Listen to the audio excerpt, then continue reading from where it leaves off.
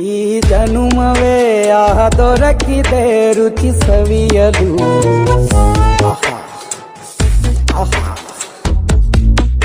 ಈ ಜಗವಿದೆ ನವರಸಗಳ ಉಣಬಡಿಸಲು. ಬಿಸಿ ಬಿಸಿ ಇದೆ, ಬಿಸಿ ಬಿಸಿ ಇದೆ ನಳಪಾಕ ದಿನ ದಿನ ನೂತನ. ಈ ಬಿಸಿಯುವಾರುವ ಮೊದಲೇ ಎಲ್ಲರ ಜೊತೆಯ ಮೆಲ್ಲುವ ಕಲೆಯ ಜೀವನ ಜನುಮವೇ.